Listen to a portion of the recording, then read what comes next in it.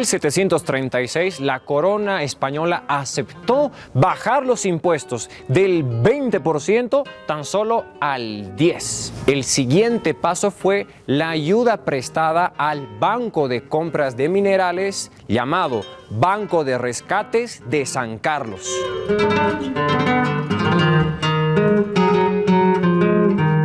A mediados del siglo XVIII, la población potosina reducía de 70.000 habitantes a tan solo 35.000. Después de 1730, la producción minera aumentó poco a poco. La mita minera, que ha creado un imaginario de la máxima explotación, por la cantidad de gente que moría, es posible que no hubiera día que no muriera alguien en el Cerro de Potosí para explotar esta riqueza, pero al mismo tiempo tenía una magia especial. Potosí fue tomado como el símbolo del indígena.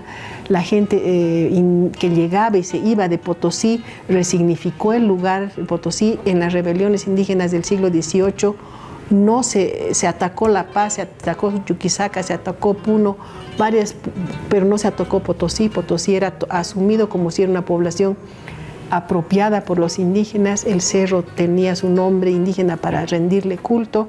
Se vestían para ir a la guerra, a la mita como para ir a la guerra.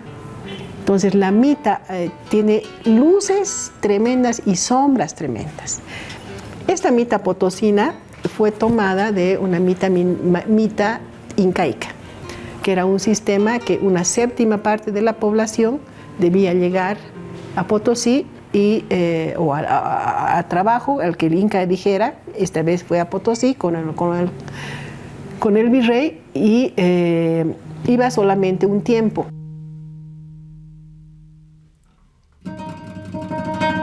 Tras cierta discusión, la mita fue mantenida y reforzada a pesar de todo, dando de esta manera una mano de obra decisiva a los mineros.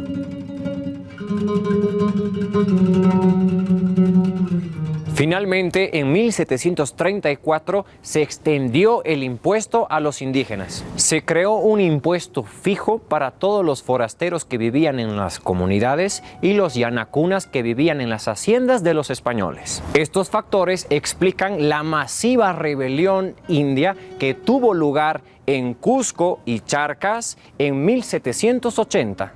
Las características son antifiscales en muchos casos. Tenemos un antecedente muy importante al de Túpac Katari en 1730 con el movimiento de Alejo Calatayud en Cochabamba, que, como le decía, era de características mucho más antifiscales. Es un proceso un movimiento por el cual los mestizos de Cochabamba se negaron a pagar tributo como lo hacían los indígenas, ya que salió una disposición en el sentido de que ellos también tenían que pagar este tributo, ¿no? Y ellos no querían hacerlo. Entonces, por eso se dio este tipo de movimientos, ¿no? Liderizados por Alejo Calatayud.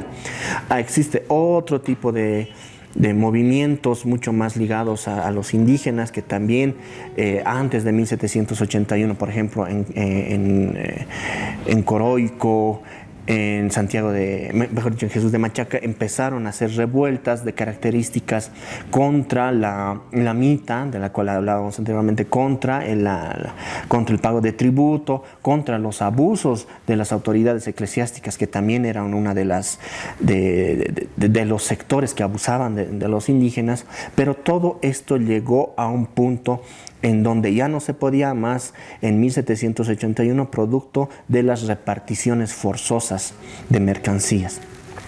¿Qué significaba esto de las reparticiones forzosas? Que venía la autoridad colonial, en este caso el corregidor de la provincia, reunía a toda una comunidad en un pueblo X y por lista se les repartía productos que podían o no servirle a los indígenas. En estos productos podemos encontrar polvos blancos, pelucas, cristales, ropa de seda, libros, etc.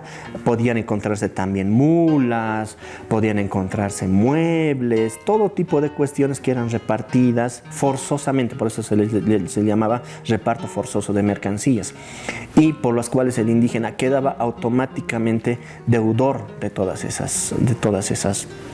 esos bienes que se les entregaban, ¿no?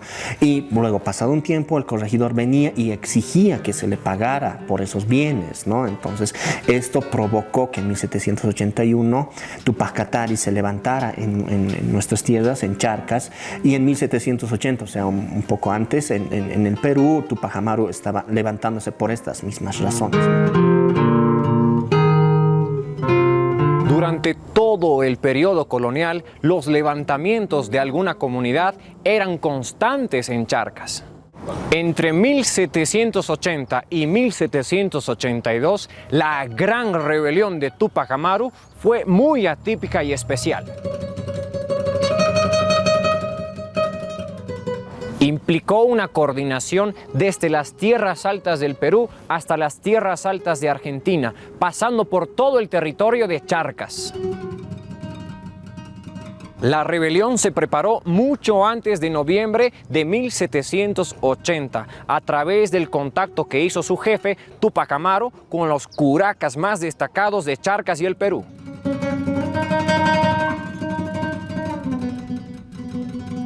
Curaca dirigente del obispado de Cusco y descendiente directo de los Inca, Túpac Amaru era miembro de la clase noble indígena y también contaba con muy buena educación.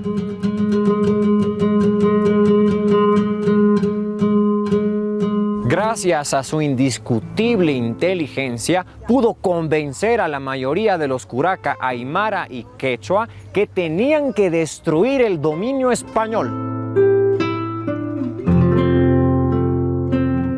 En enero de 1781, Tomás Katari, un curaca poderoso a quien el corregidor local había impedido ejercer su cargo, se levantó en rebelión en la provincia minera de Chantaya, cerca de Potosí. En marzo del mismo año, el sobrino de Túpac Amaru, Andrés, conquistó toda la provincia de La Recaja. En agosto de 1781, después de un asedio de 3 meses, se apoderó de la capital provincial, Sorata, matando a todos los españoles. Luego marchó sobre La Paz, iniciando su asedio. Aquí se le unió Julián Apaza, uno de los pocos jefes no curaca de la rebelión, quien había decidido adoptar los nombres de los jefes rebeldes, llamándose a sí mismo Túpac Katari.